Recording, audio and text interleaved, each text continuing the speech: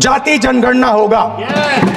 हम देश को दिखाना चाहते हैं कि आपने किन लोगों का और कहां-कहां अंगूठा काटा है। सर, ये अंगूठा काटने की बात करते हैं, इनके राज में सिखों के गले काटे गए, सिखों के पर कत्लेआम किया गया, सिखों के बाद दंगे सबसे ज्यादा हुए तो कांग्रेस के समय हुए।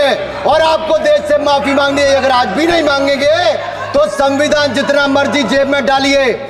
आप संविधान को जेब में लेकर घूमते सर, इन्होंने संविधान को तार-तार करने का काम किया है। पेशेंस रखिए थोड़ी, इतना एक्साइटमेंट नहीं होना चाहिए। Do you support your leader's words? Because when you speak in parliament about protecting the constitution, you are ridiculing Savarkar, you are abusing Savarkar, you are defaming Savarkar. Bharat के संविधान के बारे में सबसे बुरी बात तो यह है कि इसमें कुछ भी भारतीय नहीं है। यह आपके नेता ने कहा था, जिसकी आप पूजा करते हैं।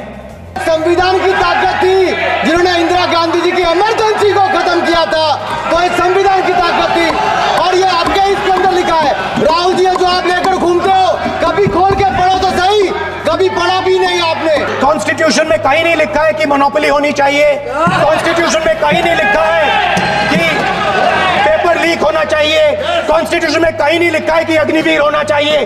कॉन्स्टिट्यूशन में ये सब नहीं लिखा है, इसलिए मैं यहां रेज कर रहा हूं।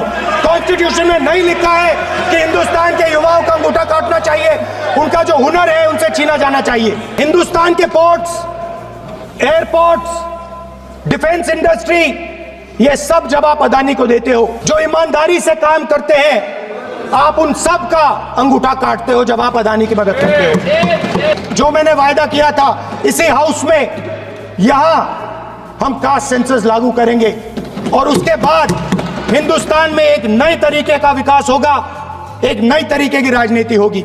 और जो मैंने पहले कहा था, जो आपको अच्छा नहीं लगता है, 50% रिजर्वेशन, उस दीवार को हम यहां तोड़ेंगे।